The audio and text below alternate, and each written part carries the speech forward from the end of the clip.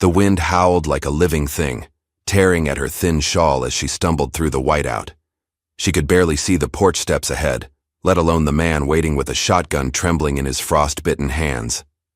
"Don't come any closer," he shouted, voice raw from grief and cold. But she didn't stop. She couldn't. Not when she saw the tiny, shivering faces peeking out from behind his legs. 2 children, barefoot on the splintered floor, their faces hollow with hunger. She dropped to her knees in the snow, arms stretched out, as if offering her very soul to a man who had forgotten how to hope. "I'm not here to take anything," she cried through the storm.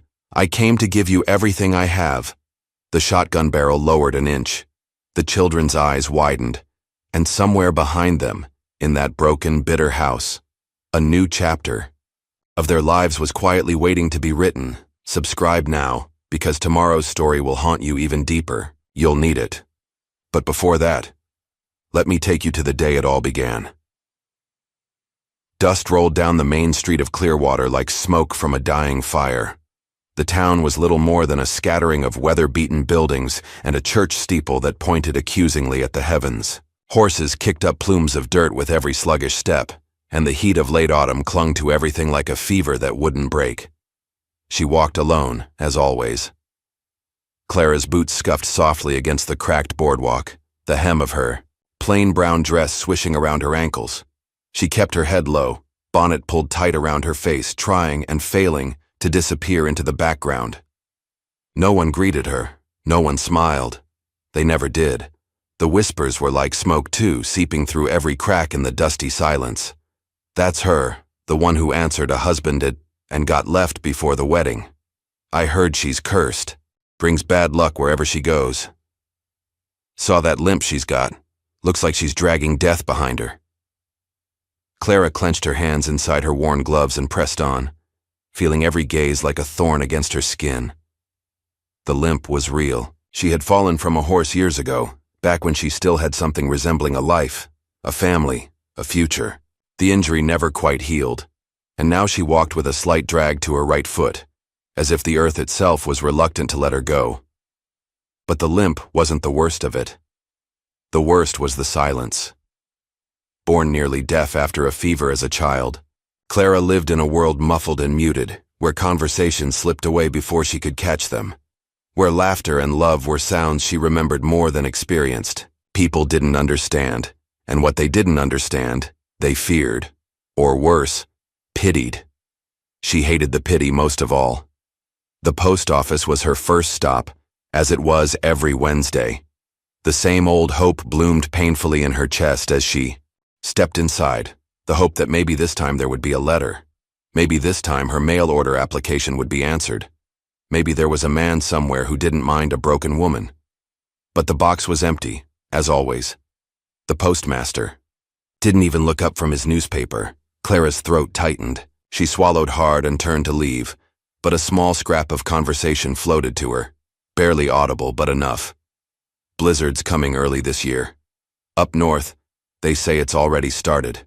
Her heart skipped. Her sister, married and living far to the north, had written to her weeks ago, warning about the brutal winters there. She had begged Clara to come visit before the first snows, but Clara hadn't had the courage, or the means. Outside, the sky already wore the heavy gray of an impending storm. She walked home slowly, past the mercantile where the owner's wife yanked her son indoors at the sight of her, past the blacksmith who spat in the dirt when she passed. Each movement, each gesture, was a reminder. She didn't belong here. Hadn't since the accident, hadn't since the whispers started, hadn't since she became the cursed one. Home was a one-room cabin at the very edge of Clearwater, crouched between 2 dying trees. It wasn't much, but it was hers, or at least it had been. The last notice from the landlord had been clear. If she couldn't pay by month's end, she'd be out. She opened the door and stepped inside. The cabin smelled of cold ash and old paper. The few belongings she had were neatly stacked: a thin mattress, a cracked wash basin, a handful of books with fraying covers. She sat by the window, pulling her shawl tighter around her shoulders, and stared out at the dying light. For a long time she didn't move. She just sat there, letting the emptiness fill her up until there was no room left for anything else. No friends. No family close enough to reach. Only whispers behind her back, only silence in her ears. A scrap of newspaper sat on the table, folded to the advertisement section. Her eyes drifted to it. Wanted. Strong, kind woman to help raise 2 children. Harsh winters. Remote land. Marriage offered. God-fearing essential. The ad was old, maybe months, probably filled. Still something tugged at her. A chance. A reason to leave this place that had already buried her while she still breathed. She picked up a pencil and with a trembling hand, began to write. My name is Clara Hayes. I am a good woman, I can work hard, and I know how to survive harsh winters. I would be honored to be considered. Her letter was simple, like her life. No mention of her limp, no mention of the deafness, no mention of the scars that were not always visible but ran deep. Just the truth. She had nothing left to lose. As she folded the letter, she paused, staring at the paper with an ache in her chest. Somewhere, far away, a storm was already rising.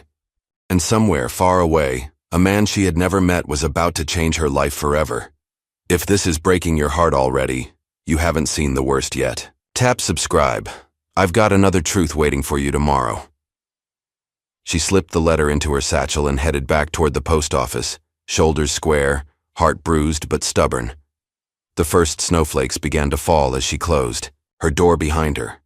Silent, soft, and full of promise. And somewhere across the wild north, a widowed farmer fighting ghosts of his own unknowingly waited for the woman who would walk through a blizzard just to save him. The wind carried a different, kind of cold the next morning, sharp, whispering, restless. Clara felt it as she stepped out of the post office, a strange energy stirring in the air, setting her nerves on edge. She clutched a folded piece of paper in her hand. A reply. It had come. Need help before winter traps us. Will pay for travel. Marriage can wait until you decide. Children need a mother. There was no signature, only an address scrawled below in a rough, hurried hand. Clearwater's postmaster had barely glanced at her when he handed it over, but she caught the thin curl of disdain on his lip. They all thought they knew her story. But Clara had learned long ago. Most folks only saw what they wanted to see. She spent the afternoon packing her few belongings, heart pounding, hands trembling. By evening, a neighbor's wagon was heading north, and Clara sat stiffly on a pile of wool bales, the letter pressed close to her chest, as the town of Clearwater disappeared behind her in a haze of dust and regret. The storm hit 3 days into the journey. Thick snow swallowed the world, howling through the trees and across the frozen fields. The wagon could go no farther. Clara stumbled through drifts up to her knees, the address clutched in her numbing hand. A house finally emerged from the white, a crumbling 2-story structure barely standing against the gale. Smoke struggled from a broken chimney. The porch sagged. Window shutters banged against the walls like the desperate hands of a trapped soul. She barely made it to the porch before she collapsed. The door slammed open. He was taller than she expected, broad-shouldered, rough-edged. His hair was dark, wild from the wind, and his face was hard, set in lines that spoke of loss, not anger. He raised a shotgun instinctively, stepping between her and the doorway. Clara struggled to her knees, forcing her frozen mouth to form the words. Clara. You wrote me. His eyes narrowed, scanning her face, her trembling form. His gaze dropped to the letter still clutched in her hand. For a long moment, neither of them moved.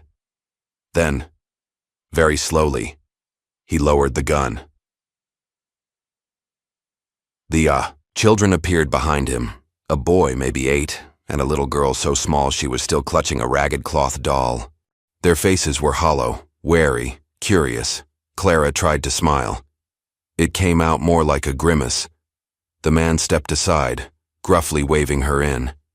Inside, the house was as broken as it looked, drafts snaking through every crack, soot smudging the walls, the smell of wood smoke and desperation thick in the air. A few battered chairs circled the fire, and a threadbare quilt lay abandoned on the floor. He didn't offer a name. He didn't offer help as she shrugged off her snow-caked coat and hobbled forward, dragging her limp leg behind her, but he didn't turn her away either. Sometimes that was enough. For days, they barely spoke. Clara worked, sewing torn clothes, patching leaks, cooking thin soups from dwindling supplies.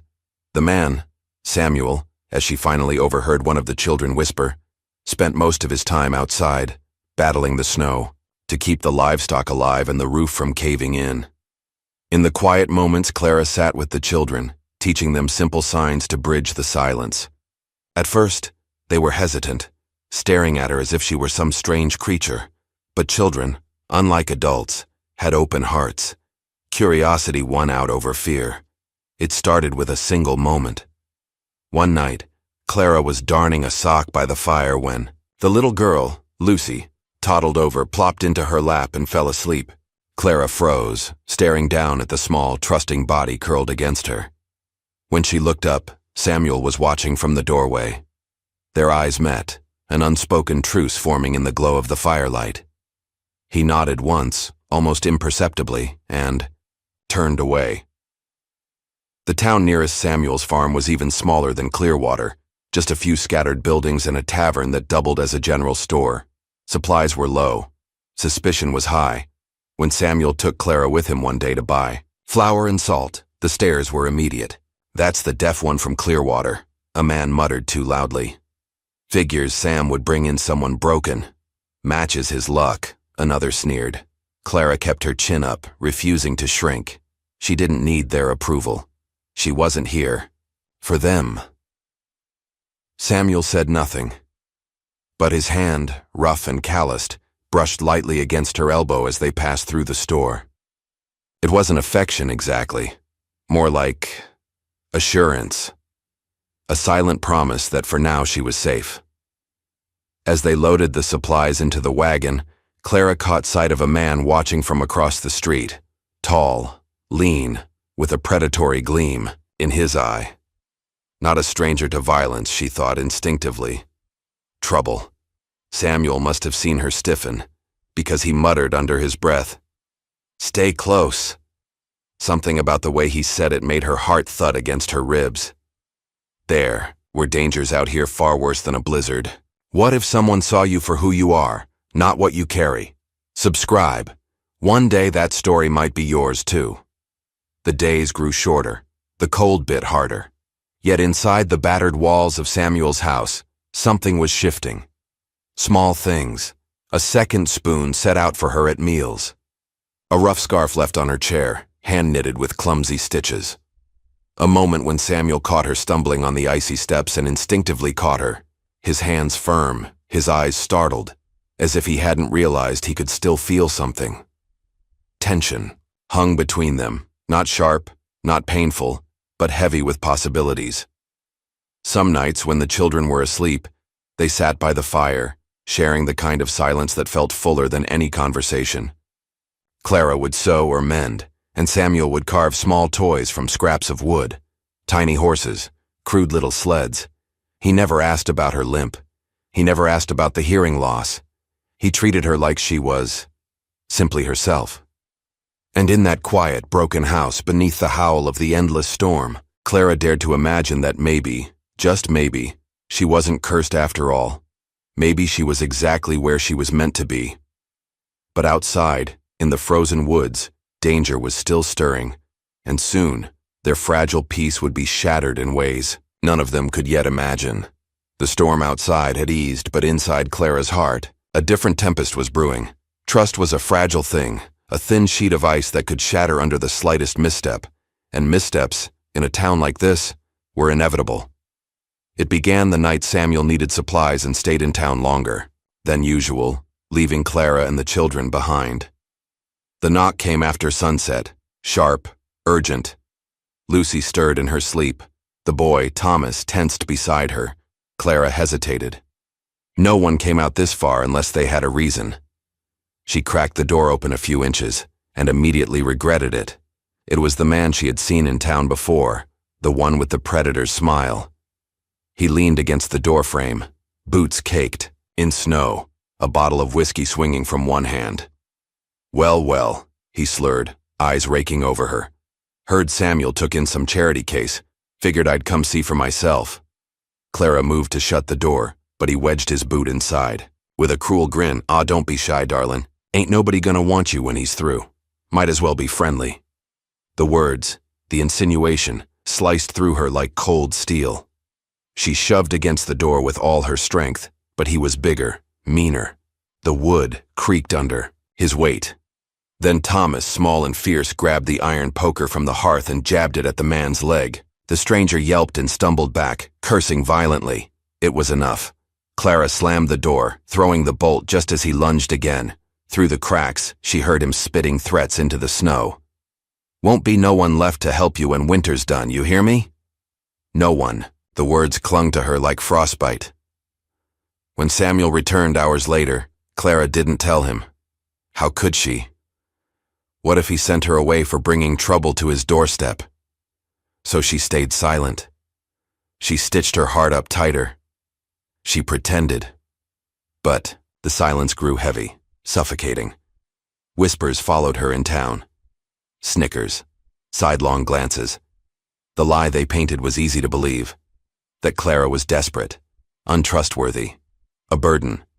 When Samuel asked what was wrong, she shook her head and smiled, and so the distance between them grew. The final blow came days later at the trading post. They needed flour. Samuel said he'd come after tending the horses, so Clara went ahead with the children, bundling them up against the bitter cold. The store was crowded with local farmers, traders, and him.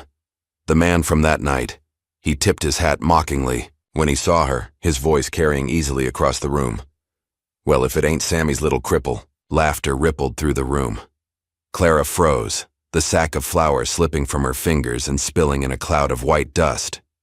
Someone muttered, "Poor thing. Samuel's just too lonely to be choosy." Another added, "Don't need good ears to be a good wife, eh?" Clara's face burned. Her hands shook. Lucy clutched her leg, confused. Thomas squared his tiny shoulders, trying to look brave. Clara couldn't breathe, couldn't move. When Samuel finally pushed through the door, his face hardened instantly at the scene before him. But Clara didn't wait to see what he would do. She grabbed the children and fled into the snow. She didn't know where she was. Running. Only that she needed to get away from the stares, the pity, the humiliation. The storm was starting again, the sky dark and heavy. The road blurred before her. The cold bit at her lungs with every breath. Her limp slowed her. Thomas kept pace as best he could, holding Lucy's hand.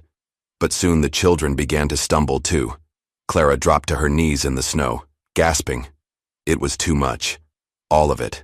The stares, the silence, the endless loneliness. A part of her wanted to lie down and let the snow cover her. Maybe then they'd finally stop looking at her like she was broken. She buried her face in her hands, tears freezing on her lashes. She didn't hear the footsteps, crunching toward her.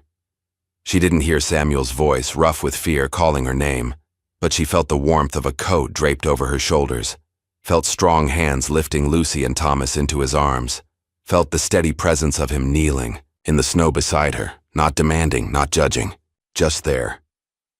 Clara lifted her head. Samuel's face was etched with something she hadn't seen before, something raw and furious and heartbreakingly kind.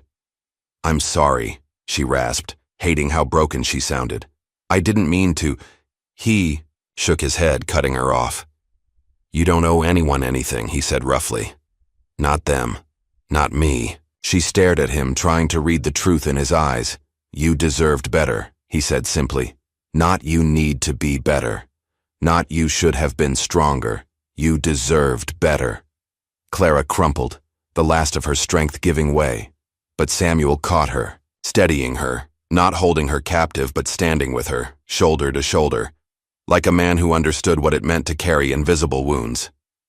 They stayed there in the falling snow, a small, broken family clinging together against the cold, and for the first time in years, Clara felt something flicker to life in her chest. Not hope, not yet, but maybe the first fragile, stubborn breath of it. They thought she was broken, but someone saw gold in the ashes. Subscribe. I promise. Tomorrow's story will prove love still lives out here. Samuel carried the children back to the wagon, wrapped them in blankets, and guided Clara inside. They didn't speak much on the ride home. The words didn't matter. His presence said everything. Later that night, sitting by the fire, Clara found the courage to speak the question gnawing at her soul. "Why did you answer my letter?" she asked quietly.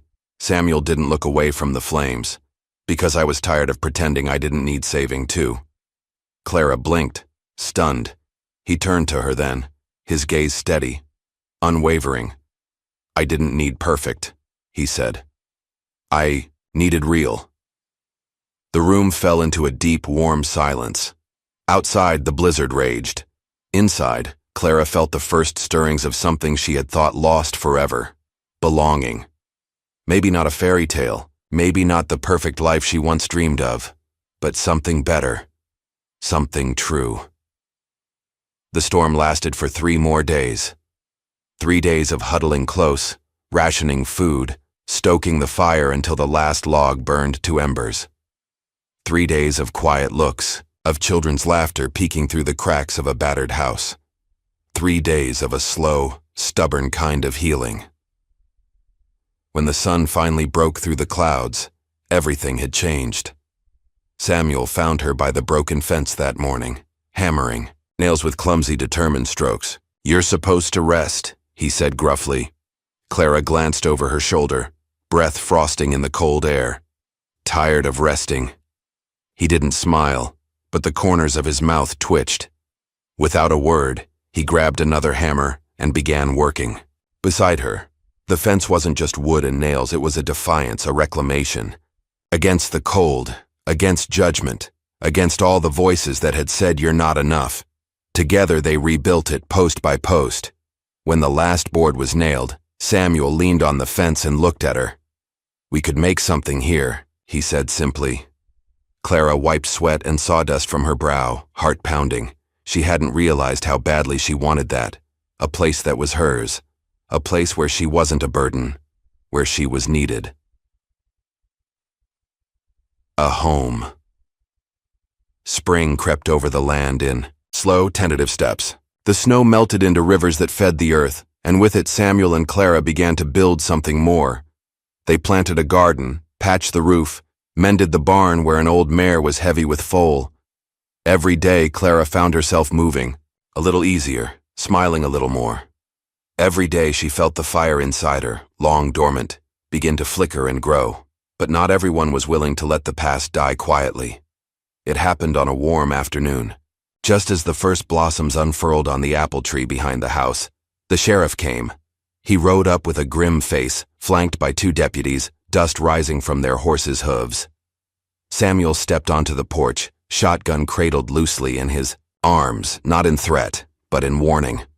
Clara stood behind him, Lucy clinging to her skirts, Thomas tense at her side. The sheriff spat into the dirt and tipped his hat. "We had a complaint." Samuel's voice was low and flat. "About what?" The sheriff shrugged, feigning indifference. "About a woman with no right to be here. About stolen charity." His eyes flicked to Clara, cold and calculating. "You know the laws, Sam. Mail-order brides ain't supposed to come out without proper papers. No marriage license, no rights." Clara felt the blood drain from her face. Papers. She had the letter, but not a license. She had been too desperate, too broken to think of legalities. And now, that mistake could tear everything apart. Samuel's hand flexed on the shotgun. "She's not a thief. Law says she is." The sheriff's smile was thin. "And the children ain't hers either. Could get real messy if folks started talking." Clara's chest tightened until she could barely breathe. She had known this happiness was too fragile to last. She had known it. Tears pricked her eyes, but she blinked them away. She wouldn't run this time, not from this. Samuel stepped forward, voice steady as bedrock. "Then we'll fix it." The sheriff raised an eyebrow. "You proposing?" Samuel turned, met Clara's eyes. Not a grand gesture, not a desperate plea. Just a steady, honest question in his gaze. "Will you stand with me?"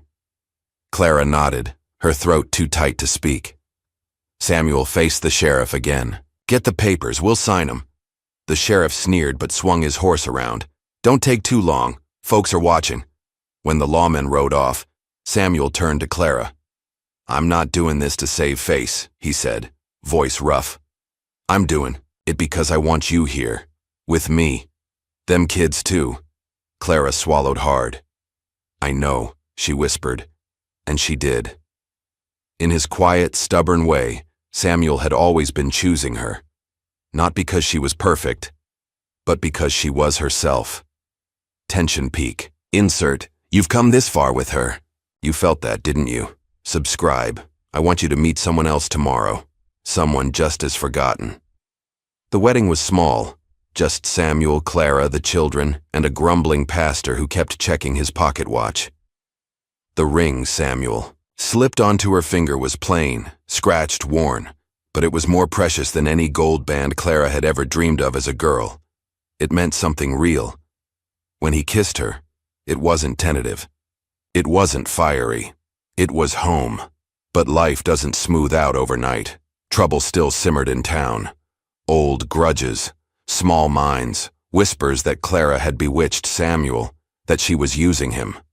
Clara heard them, sharp as stones thrown at her back, and still she stayed, because this time she had a place, a family, and because Samuel stood beside her, unshakable as the mountains. They worked the land through blistering summers and brutal winters. Samuel taught Thomas how to drive nails and mend fences.